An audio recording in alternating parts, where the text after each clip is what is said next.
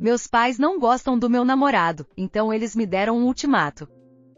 Buscando experiências e opiniões, todas são bem-vindas. Vou tentar resumir uma história longa. Sou filha única e meu atual namorado e eu namoramos há 6 anos. Começando quando eu tinha 19 anos e ele tinha 20 anos. Nós nos conhecemos no colégio júnior, onde começamos a namorar, e depois disso fomos para diferentes universidades, mas a cerca de 1 hora de distância uma da outra. Meus pais o conheceram logo no início, juntando-se a nós em um jantar. Tudo parecia correr bem. Pouco depois, fomos à casa dos pais dele, que moram cerca de 2 horas dos meus pais, para que eu pudesse conhecer a família dele. E depois de saber disso, minha mãe me disse o quanto ficou magoada por não termos ido visitá-los também. Eu expliquei que este fim de semana era para eu conhecer a família dele, mas ficou claro que ela se sentiu quase traída. Avançando um pouco, meus pais me convidam para nossa cabana e meu namorado se junta a nós. Levamos meu carro porque já estava carregado com roupas, etc. Depois de chegarmos, meu pai me chama de lado e praticamente me repreende em voz baixa por eu ter dirigido e por termos usado o meu carro.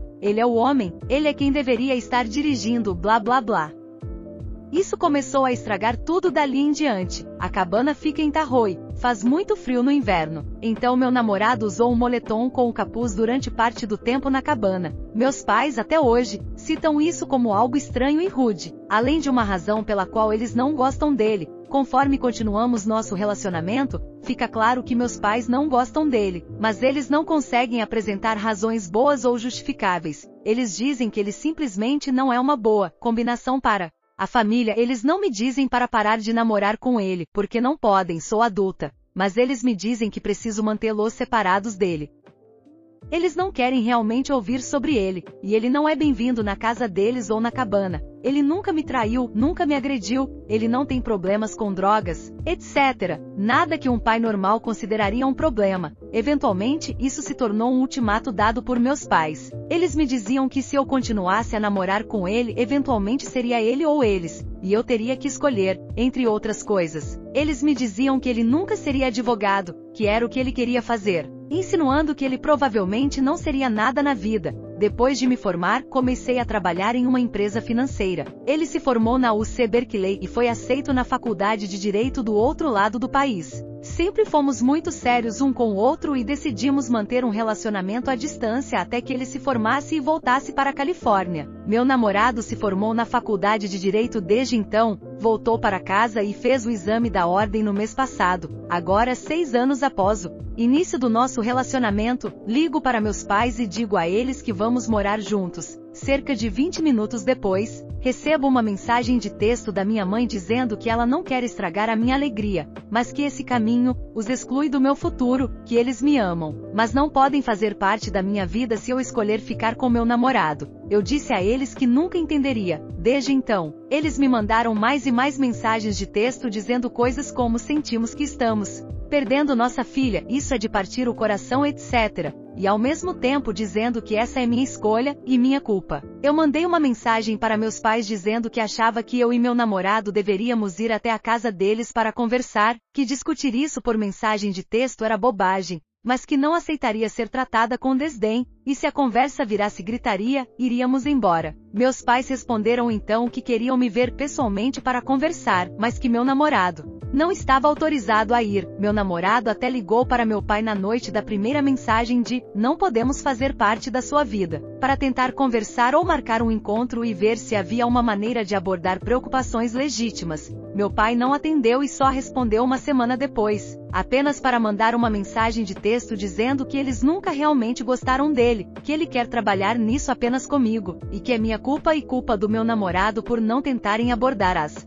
coisas mais cedo. Entre outras razões ridículas para não gostar do meu namorado estava Berkeley não é uma faculdade masculina. Meu pai, uma vez na faculdade, quando minha professora perdeu minha prova final, e quando eu descobri pelo boletim de notas, estava ligando freneticamente para ela para entender o que aconteceu. Meus pais disseram para o meu namorado ver, por isso não queríamos que ela tivesse um namorado na faculdade. Eles encontraram maneiras de culpá-lo por tudo. A única coisa que teve algum mérito foi que ele ainda não estava trabalhando. Isso porque ele estava indo para a faculdade de Direito. Aparentemente, casar com alguém que vai ganhar muito dinheiro é algo ruim?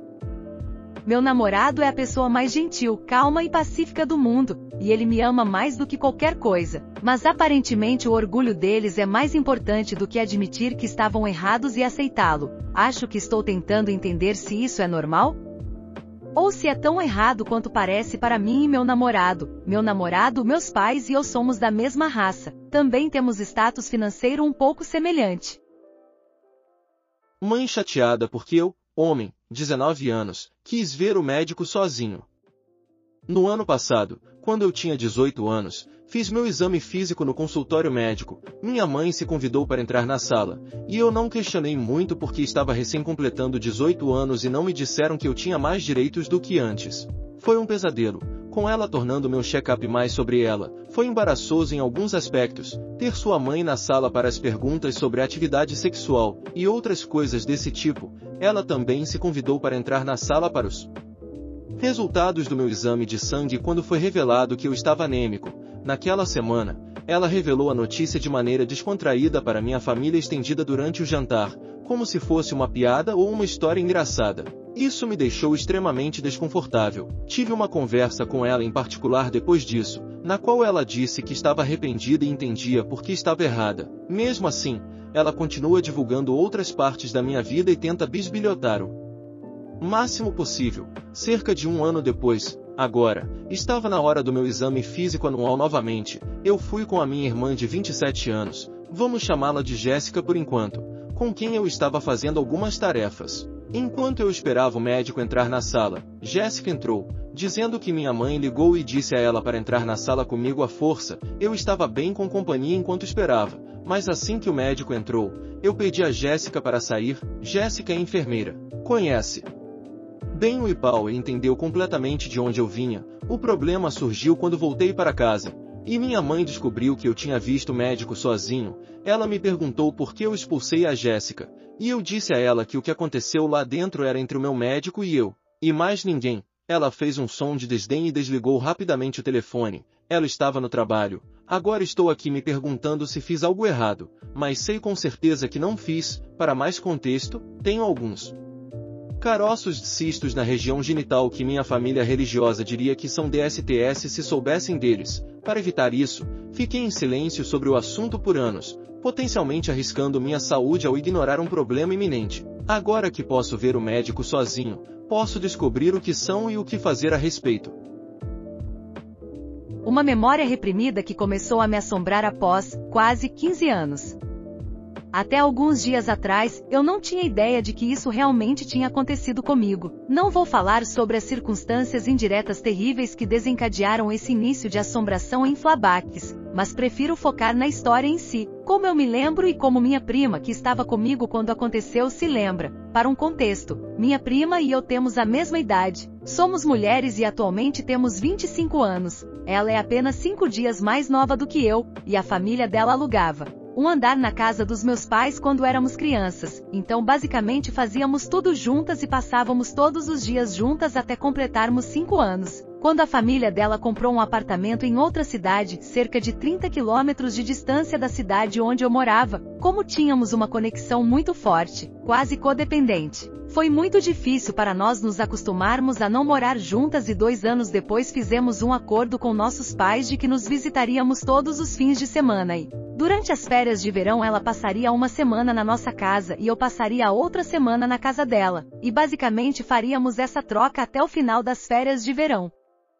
Isso durou por anos, como passávamos todo o nosso tempo livre juntas, quando tínhamos uns 10 ou 11 anos já tínhamos esgotado todas as nossas ideias de aventura. No quintal, subir em árvores, construir uma casa na árvore, montar tendas, acampar no quintal, etc. E realmente precisávamos de algo novo, então decidimos pescar. Juntas toda sexta-feira no rio perto da minha casa, a uma caminhada de 20 minutos. Claro que não tínhamos as ferramentas necessárias para uma verdadeira experiência de Pesca: tínhamos uma rede de borboleta que colocávamos na água e em um bom dia, pescávamos uma dúzia de peixes pequenos com ela. Isso era suficiente para o nosso jogo de restaurante. Voltávamos para casa, assávamos os peixes sob o sol e depois servíamos e decorávamos em pratos de plástico que depois serviríamos aos nossos clientes imaginários. Fizemos isso por semanas e sempre nos certificamos de que estávamos seguras enquanto fazíamos isso. Nunca entramos realmente no rio, e isso não era tão difícil, já que era um bairro muito tranquilo. Chamamos de a Ponte Amarela,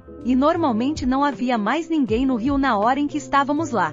Mas um dia foi diferente. Muito diferente. Como me lembro, há alguns dias, a memória desse encontro surgiu subitamente em minha mente. Tínhamos 10 ou 11 anos e era uma sexta-feira. Ela estava na nossa casa naquela semana. Então pegamos a rede de borboleta e fomos pescar no rio. Estávamos sozinhas, sentadas debaixo de uma grande árvore salgueiro, bem ao lado do rio. De repente, um homem apareceu do nada. Ele estava parado a alguns metros de distância de nós. Ele tinha cabelos pretos com várias tonalidades de cinza, então acho que ele tinha uns 40 e poucos anos ou 50 e poucos anos. Ele usava uma camiseta azul escura, um pouco suja na gola. Ele nos perguntou o que estávamos fazendo, e dissemos que estávamos pescando. Ele continuou andando de um lado para o outro naquela parte da margem, agora sob a Ponte Amarela. A margem em si tem pelo menos 500 metros de comprimento. Ele poderia ter ido a qualquer lugar, mas ficou onde estávamos. Então ele se aproximou um pouco e nos levantamos. Ele nos disse que estava tendo problemas com a esposa e nós apenas acenamos com a cabeça. Tentando evitar a conversa e seguir a regra de não falar com estranhos, não perguntamos nada a ele. Ele tirou um celular de flip do bolso e abriu na nossa frente. Tenho que mostrar minha esposa a vocês, ele disse. Ok, respondemos. Quando ele encontrou o que estava procurando, ele se aproximou ainda mais e virou o telefone na nossa direção. Era uma foto de uma mulher completamente nua sentada em uma cadeira com as pernas abertas. Nós apenas acenamos. Ele então continuou mostrando mais fotos. E ficou bastante claro que não era sua esposa, porque as fotos não eram da mesma mulher, mas todas estavam nuas, dos pés à cabeça, com as pernas abertas ou em outras posições muito sugestivas. Agora, pensando bem, a qualidade das imagens, a moda e a estética poderiam ser melhor descritas como conteúdo pornográfico dos anos 70. Poderia ser que ele tirou fotos de alguma revista antiga, ou as recebeu de alguém. Lembro que olhei para minha prima e disse em silêncio: "Não é a esposa dele?" E ela concordou: "Não é linda?" Ele perguntou. "É", eu respondi, e minha prima acenou. Em seguida, lembramos que tínhamos deixado a rede no rio. Então voltamos para a árvore de salgueiro e pegamos a rede. Ele estava parado lá, no mesmo lugar de antes, olhando para o celular.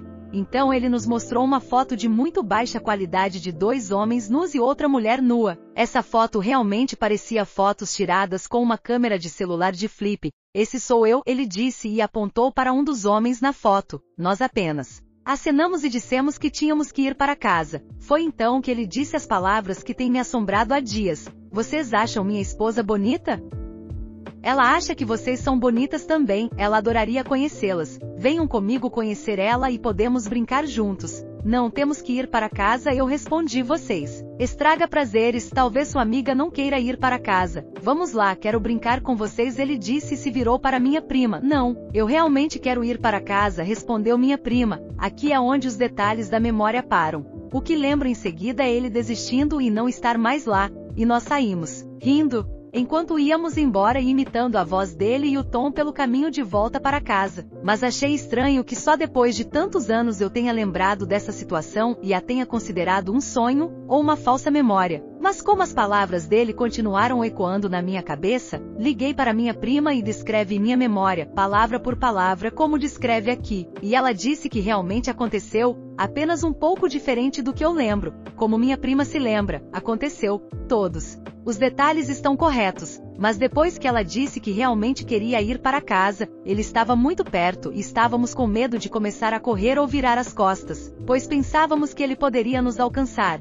Então ficamos lá por um tempo e continuamos fingindo que ele não estava lá, brincamos com nossa captura, os peixes pequenos em um balde cheio d'água, e falamos sobre nossos pais que trabalham na polícia. Obviamente era mentira, o pai dela é guarda florestal e o meu trabalha com TI. Como eles são tão fortes que poderiam matar um homem com um soco. O homem não acreditou em nossa história exagerada e ficou andando em círculos ao nosso redor, não muito perto, mas ele continuou nos vigiando o tempo todo, e esperamos. E esperamos, e esperamos, e em certo momento ele entrou nos arbustos atrás de nós para urinar. Foi quando nos levantamos e começamos a correr, corremos pela ponte e continuamos correndo até chegarmos à parte do bairro onde há muitas casas. Quando já estávamos perto da minha casa, parei no meio da estrada e disse que minhas pernas não se moviam. Então ela me ajudou a descer para o lado da estrada e sentamos lá até eu me sentir melhor. Hoje sei que o que experimentei foi um estado de choque. Assim que me senti melhor, voltamos para casa, jogamos fora os peixes e decidimos nunca mais ir pescar novamente. Nunca contamos isso aos nossos pais porque sabíamos que o que aconteceu tinha algo a ver com sexo, e na época achávamos que tudo relacionado a sexo era vergonhoso e não deveria ser discutido. Ela disse que está surpresa que eu tenha pensado que era um sonho e que eu não me lembrei disso até agora, já que tive uma reação tão extrema e ela tem TEPT, transtorno de estresse pós-traumático desse evento. Até hoje ela não vai a lugar algum sozinha e fica aterrorizada sempre que alguém menciona a Ponte Amarela. E você, o que acha? Deixe sua opinião nos comentários.